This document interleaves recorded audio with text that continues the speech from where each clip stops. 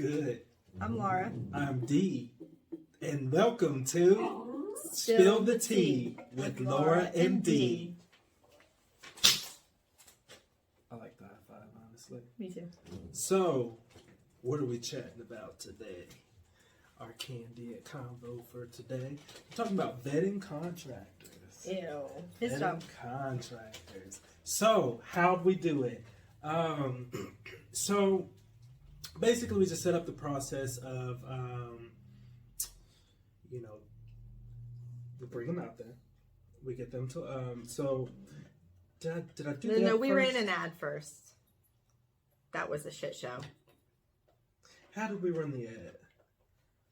Facebook, I think. We got on Facebook on all of the flipping sites. Right, You'll have lots of calls, lots of emails. right. Mm-hmm. So, how did we get the ones that we liked? Because I think two of the ones we liked, you already knew. So a couple of them came as referrals. Talking to people that you know, talking to people that you trust. If you've got a plumber, ask them. If you've got an electrician, ask them. An HVAC person, ask them. Make sure you know if you're looking for a handyman or a true general contractor. So understand the job requirements as well. And then from there, we weeded through all of the resumes. I mean he. So that part I feel like is a little easier to me because it's a little straightforward. But I guess we had a process around it, you know. No, you had a process around it. Look, I had a process, but for you, that's we had a process, right? Fair enough. But just starting off with kind of going through the application. I always try and get the entity name so I can look them up on Secretary of State. Then I'll look them up on Dun and Bradstreet if they're there. And then from there, I'll just go to reviews. So I always start with Yelp, and then I actually go to. So we'll ask them for references, and that's something we didn't start off doing that. That was a recommendation, and after I started doing it, we didn't have any more problems. Yeah. So recommendations, that was a huge aha for me. Checking their license. I don't think a lot of us think about that, but it's also another good thing to do is to go back and check, and I'm thankful that he did it for sure. So those were my two big ahas as new to that side of flipping. So I encourage you guys to kind of take that away as well. Right. And then also, so with the insurance, so I actually just thought, I found something out that I'm going to use next time. So before I had to call to verify, because verify insurance? Correct. Because you would get a certificate of insurance. It'd have the information on it, and I would call, especially if. So let me ask you a question, since I didn't know the answer to this. Why would you need their insurance if you're flipping a property with a contractor? Oh, right. Look, I'm glad she does this. Sometimes I just kind of. He forgets we don't know what's in his brain. Right. So if you think about it, you're flipping a house, right? A lot of funds involved. You're going to be spending anywhere between, maybe a $20,000 flip, maybe a $100,000 flip. Regardless, we're talking 5 figures, even if it's 4 figures, 6 figures. You kind of want to start thinking about how to manage your risk. And one of your risks is you get a shitty contractor, or you get a contractor that can't finish the job. And so you want to look at certain insurance requirements. You want to enforce certain insurance requirements. Basically, that's when people say, you want someone licensed and bonded. Well, it's a completion bond insurance policy and general liability. You never really know that, but that's what you're looking for. Completion bond covers, if they can't finish the job and don't have the funds for it. Well, yes, yeah. And then general liability is just, if they mess something up, a contractor gets hurt and it was theirs, that covers all of that stuff. And that takes that risk off of you. But it's just like, if you don't call to verify that there's an actual insurance policy, well, you're thinking you're transferring the risk, but you're not. Right. It's you're holding it. Right. So, but. And you also had them actually at our project to the policy. Correct, as an additional insured. And so what I've recently found out is we'll actually start asking the contractors to have the insurance company send it to us directly. Because at that point, I don't have to call and verify. Otherwise, you have to call and verify. Hey, I see that we're added as additional insured. I'm just calling to confirm because I've gotten to know once or twice. You know? So we didn't go with them. Right. So that's kind of the process. Right. So interviewing and then vetting. Mm-hmm. Mm-hmm. For sure. So what was it like, kind of, I guess, managing it? I guess that was kind of. So to me, the next step is hiring them. Right. That was a shit show.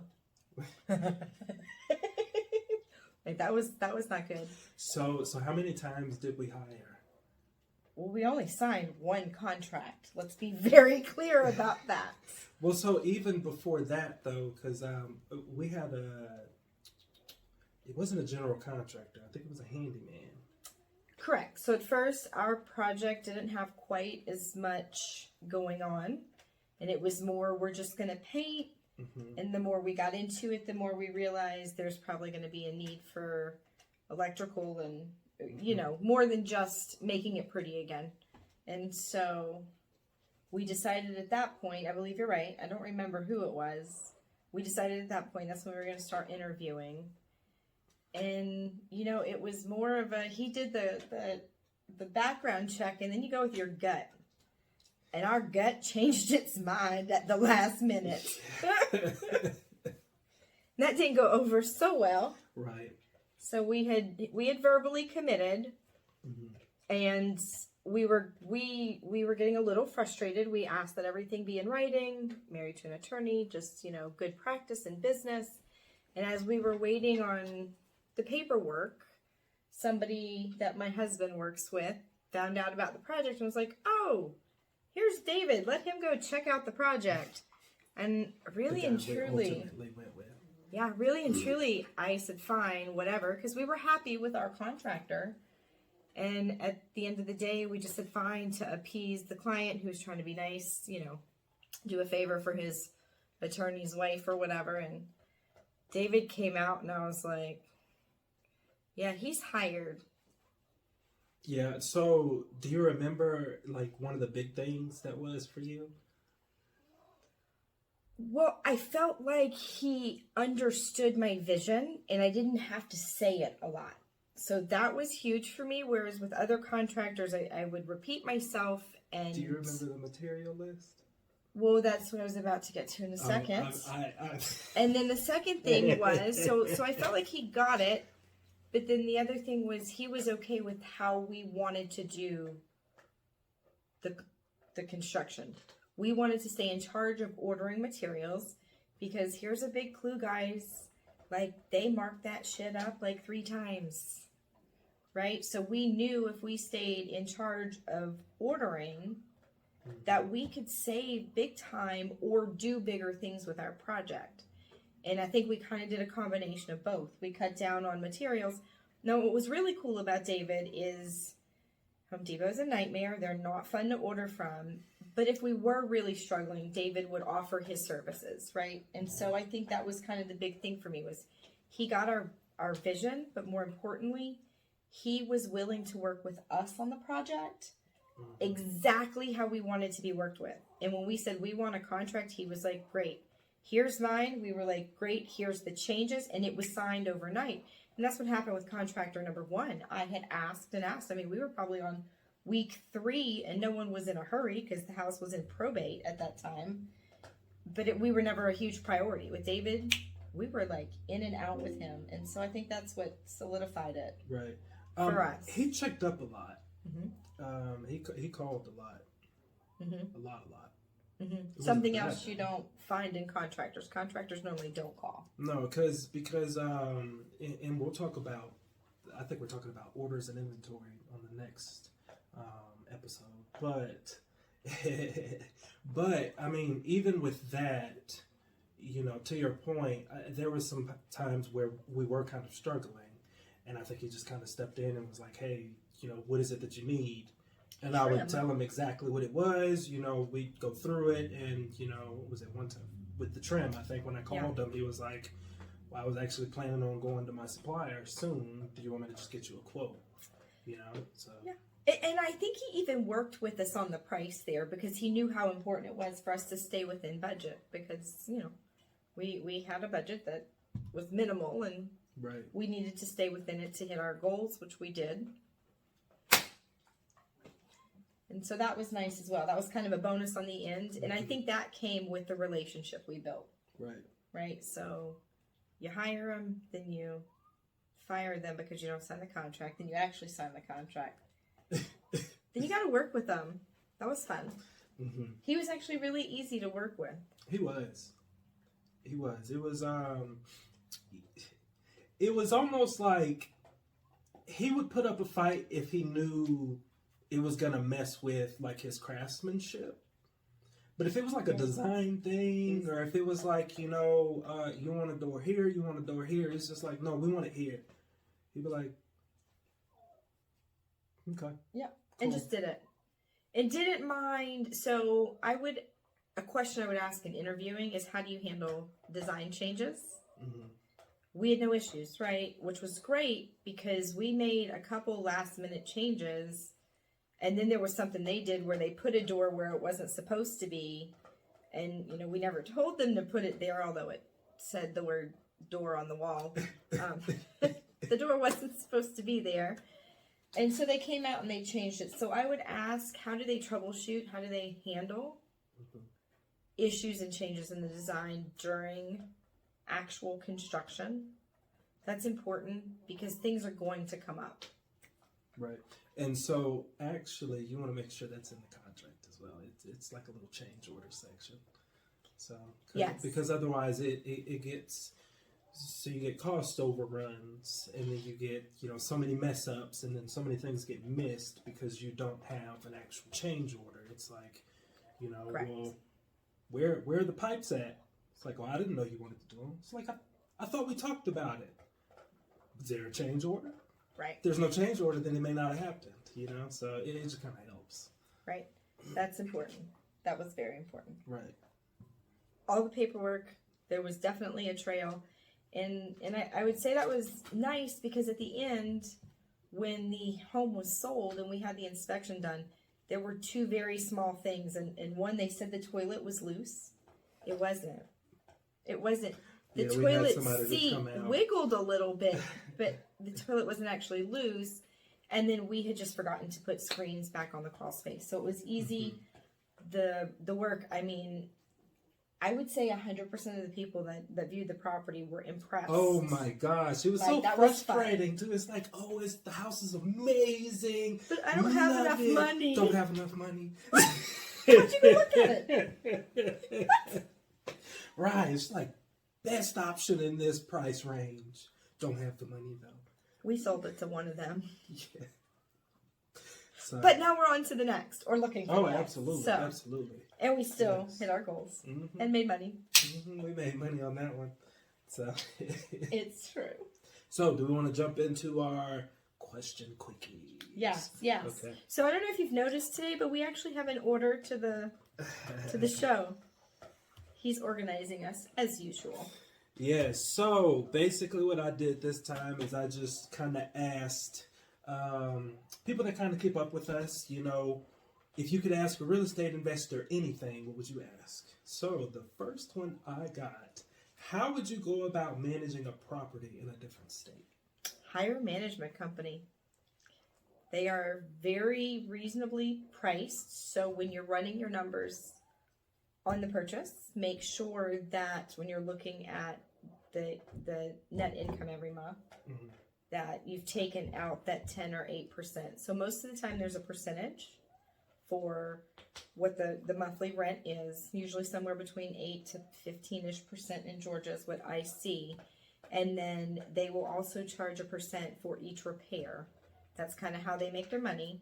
And then when they get you a new tenant, there's an additional fee for that. And there's just a few fees here and there or whatever. So make sure you're running those numbers. Make sure you're talking to the management companies, make sure you use somebody local as well, is another big piece of advice.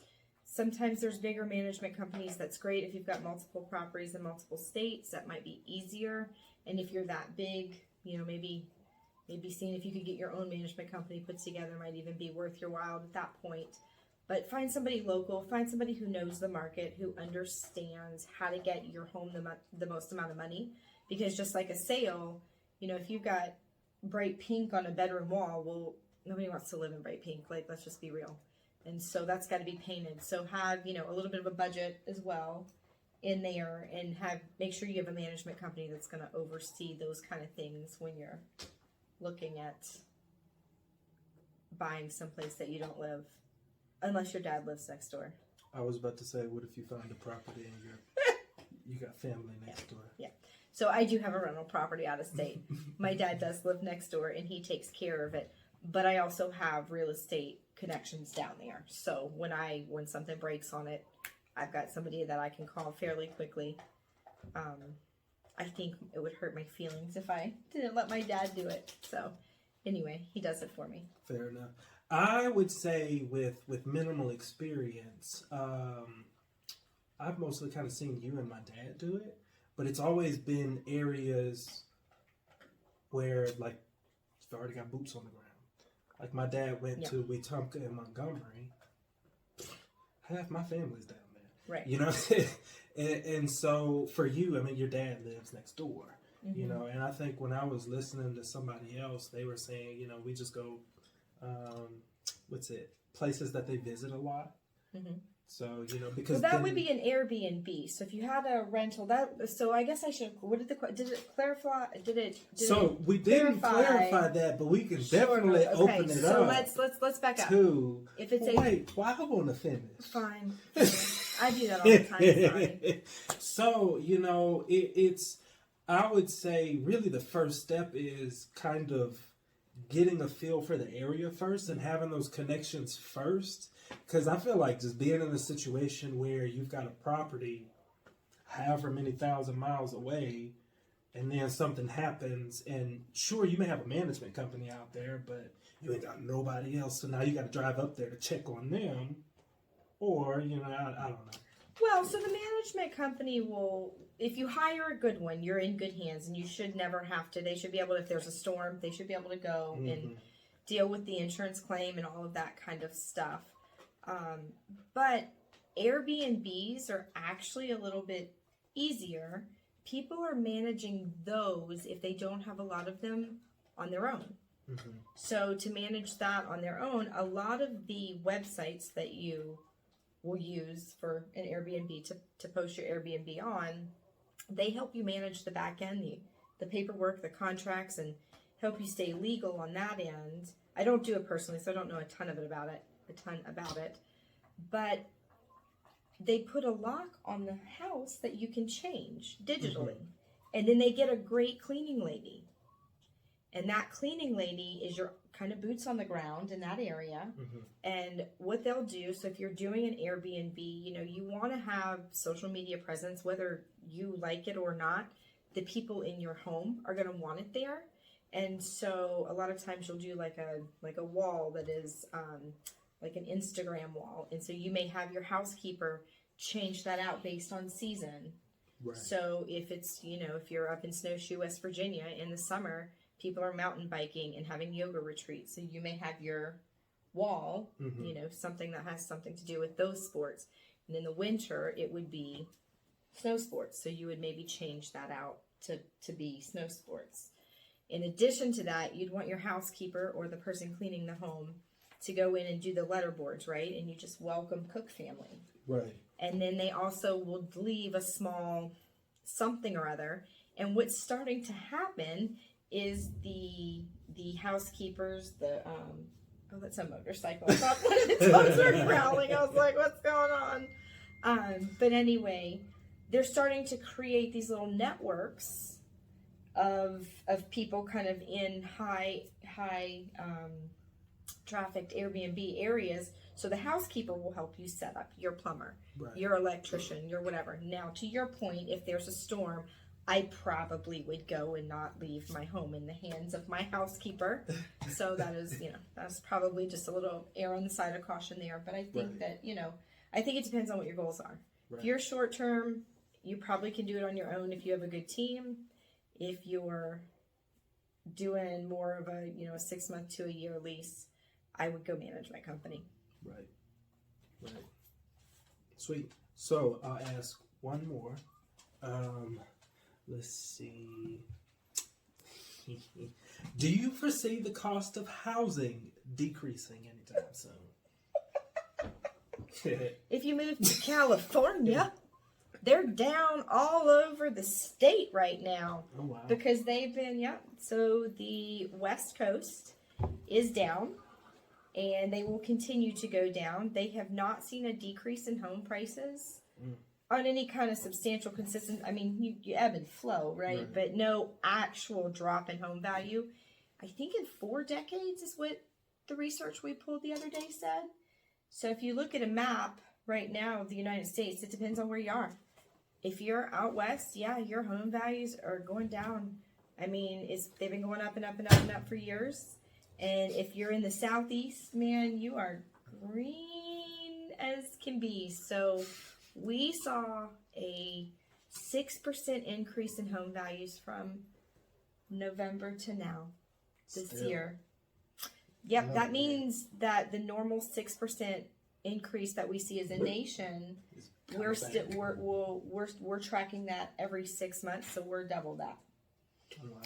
So it's interesting to see what happens at the end of the spring market. These inflated prices and the inflated interest rates are not deterring buyers. And if you go back and look at the numbers through history, you'll see that every time we've had an increase in our interest rates, like a huge increase like this, home values didn't go backwards. They actually increased with the interest rate, with the exception of 2008.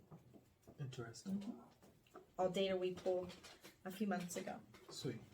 I had a question on that one too, but we'll save that. Perfect. Well, that brings us to the end of Spill the Tea. With Laura and Dee. What he said. We'll get it at some point, I promise. Stay tuned. Yes.